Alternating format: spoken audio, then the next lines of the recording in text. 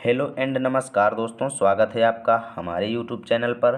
जैसा कि आप जानते हैं, हमने पीछे की कई वीडियो में मीराबाई की पदावली का चार पद्यांशों को हमने पीछे वीडियो में कंप्लीट कर दिया है। यदि अभी तक आपने नहीं देखा है तो लिंक डिस्क्रिप्शन में है, जा कर के देख सकते हैं। ठीक, अब आज की इस वीडियो में हम इस 5वें पद को भी कंप्लीट करने वाले हैं, तो जुड़े रहिएगा वीडियो के साथ।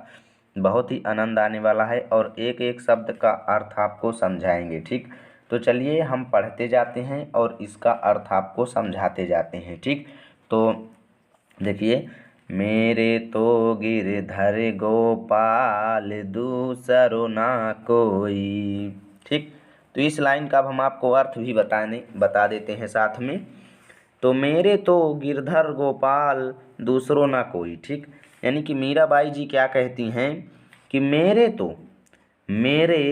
तो गिरधर, गिरधर मतलब पर्वत को धारण करने वाले। ठीक, गिरधर मतलब पर्वत को धारण करने वाले मेरे तो गिरधर गोपाल, अर्थात मेरे तो भगवान श्री कृष्ण हैं, दूसरों ना कोई, और दूसरा मेरा कोई भी नहीं है। यानी वो क्या कहती हैं कि इस संसार में मेरा अपना सिर्फ भगवान श्री कृष्ण हैं, दूसरों ना कोई। यानी कि इस संसार को मैंने त्याग दिया है, भगवान श्री कृष्ण के अलावा इस संसार में मेरा कोई भी नहीं है। ठीक, तो इस लाइन का जब आप पूरी लाइन का व्याख्या लिखेंगे तो लिख देंगे, मीराबाई जी कहती हैं कि इस संसार में मेरा भगवान श्री कृष्ण के अलावा और कोई भी नहीं है। ठीक, अब आगे देखिए,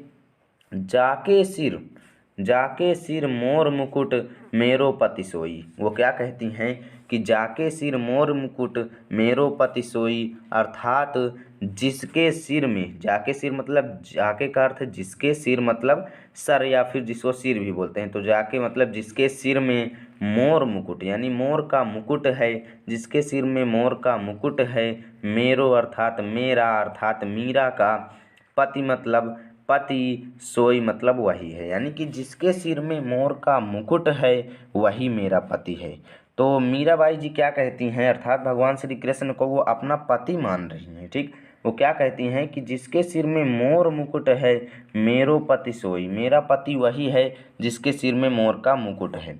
तो पहली लाइन का अर्थ क्या है कि इस संसार में भगवान श्री कृष्ण के अलावा मेरा दूसरा कोई नहीं है, और दूसरी लाइन का अर्थ है जिसके सिर में मोर का मुकुट है, मेरो पति सोई, वही मेरा पति है। ठीक, अब आगे देखिए अगली लाइन का, तात मात भ्रात बंधु आपनो ना कोई। तात मतलब पिता, तात का अर्थ क्या होता है, पिता। ध्यान से सुन लीजिएगा, तात मतलब पिता, मात मतलब माता, मतलब कि पिता और माता, भ्रात मतलब भाई, बंधु मतलब मित्र या दोस्त, आपनो ना कोई। ठीक, ये आपने लिखा है, आपनो है, इसको आप समझ लीजिएगा, आपनो ना कोई। ठीक, वो क्या कहती हैं कि माता पिता भाई बंधु आपनो ना कोई, ये सब मेरे कोई नहीं है। ठीक, यानी कि वो माता पिता और दोस्त एवं भाई को भी त्याग दिए हैं, भगवान श्री कृष्ण को केवल वो अपना मानती हैं कि जिसके सिर में मोर मुकुट वही मेरा पति है, मेरे माता पिता भाई बंधु मेरे कोई नहीं है, इस संसार में गिरधर गोपाल के अलावा मेरा कोई भी नहीं है। ठीक,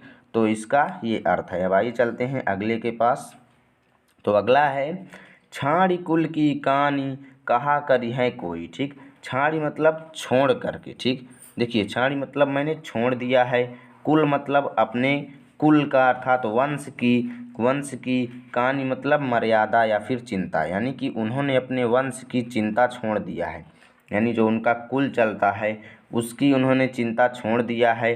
कहा करी है कोई, कहा मतलब क्या, करी है मतलब कर लेगा, कोई मतलब कोई भी, यानी कि वो क्या कहती हैं कि मैंने अपने कुल की मर्यादा का भी त्याग कर दिया है, मेरा कोई क्या कर लेगा। ठीक, मीराबाई जी कहती हैं कि मैंने अपने कुल की चिंता भी छोड़ दिया है, मर्यादा भी त्याग दिया है, अब मेरा कोई क्या कर लेगा। ठीक, अब अगली लाइन का देखिए, संतन ढिग बैठी बैठी लोक लाज खोई। एक एक शब्द का अर्थ समझिएगा, एक एक शब्द का अर्थ बताऊंगा। संतन मतलब सज्जनों या साधु लोगों के पास बैठ बैठ, संतन ढिग, ढिग का अर्थ होता है पास, संतन मतलब सज्जनों या साधुओं या फिर अच्छे लोगों के, और ढिग मतलब पास, बैठ बैठ मतलब बैठ बैठ करके, लोक लाज खोई, मैंने लोक और लज्जा को त्याग दिया है, खोई मतलब त्याग दिया है। वो क्या कहती हैं मीराबाई जी कि संतों सज्जनों के साथ बैठ बैठ करके मैंने लोक लज्जा को त्याग दिया है। अब देखिए क्या कहती हैं आगे कि असुवन जल सींच सींच प्रेम बेली बोई। ठीक, असुवन जल सींच सींच प्रेम बेली बोई। तो असुवन जल, देखिए असुवन जल का मतलब यहाँ पर क्या है कि आंसू रूपी जल। असुवन जल मतलब आंसू रूपी जल, सींच सींच मतलब सींच सींच करके प्रेम बेली बोई। प्रेम मतलब प्रेम रूपी, बेली मतलब बेला को, बोई मतलब मैंने बोया है। ठीक, वो क्या कहती हैं कि ये श्री कृष्ण रूपी बेला यानी प्रेम रूपी बेला, श्री कृष्ण के प्रेम रूपी बेला को मैंने आंसू रूपी जल से सींच सींच करके बोया है। ठीक, तो ध्यान से समझिएगा इस लाइन का अर्थ कि प्रेम बेली मतलब प्रेम रूपी बेला को मैंने आंसू रूपी जल से सींच सींच करके बोया है। ठीक, तो अब आइए देखते हैं अगली लाइन का। अब तो बेल फैल गई आनंद फल होई। वो क्या कहती हैं कि अब तो यह प्रेम रूपी बेला जो है वो फैल चुका है, अर्थात बहुत अनन्य प्रेम हो चुका है, यानी कि श्री कृष्ण के प्रति उनका बहुत अत्यधिक प्रेम हो चुका है। यानी कि अब तो बेल जो है वो फैल गया है, आनंद फल होई। अब इसमें आनंद रूपी फल लगने वाले हैं। आनंद रूपी फल मतलब मीराबाई को आनंद प्राप्त होने वाला है इस प्रेम रूपी बेला के फैलने से। ठीक, तो उम्मीद है इन लाइनों का अर्थ आपको समझ में आया होगा। अब आइए देखते हैं पाँचवें का। तो भगति देखि राजी हुई जगत देखि रोई। तो भगति मतलब भक्ति। ठीक, भगत के मतलब भक्ति, देख मतलब देख करके, राजी मतलब प्रसन्न हुई। ठीक, राजी मतलब प्रसन्न हुई मतलब हुई।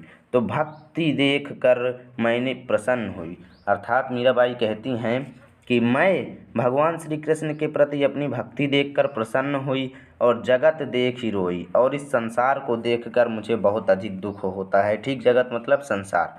कहती हैं कि मैं श्री कृष्ण की भक्ति को देखती हूँ तो मुझे बहुत ही प्रसन्नता होती है, और जब इस संसार को देखती हूँ तो मुझे बहुत ही ज़्यादा दुख होता है।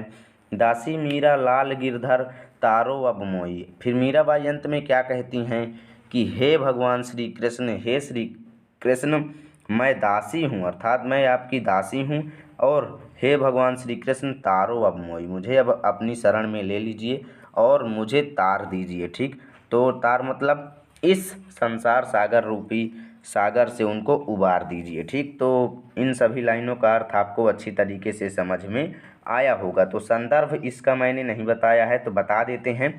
संदर्भ में आप सभी क्या लिखेंगे कि प्रस्तुत पद्यांश हमारी पाठ्य पुस्तक हिंदी काव्य में संकलित मीराबाई द्वारा रचित पदावली नामक शीर्षक से लिया गया है। ठीक, अब आप इसमें प्रसंग लिख देंगे कि इस पद्यांश में मीराबाई ने भगवान श्री कृष्ण के प्रति अपनी प्रेम रूपी भावना को प्रकट किया है। ठीक, चलिए इसका अब हम आपको काव्य सौंदर्य बता देते हैं। तो काव्य सौंदर्य में पहली बात आती है इसके अलंकार की। ठीक, तो अलंकार इसमें जो है वो अनुप्रास और रूपक अलंकार है प्रेम बेली और आनंद फल में। ठीक, पुनरुक्ति अलंकार भी है इसमें। ठीक, और भाषा जो है इसकी सरल सरस और ब्रज भाषा है।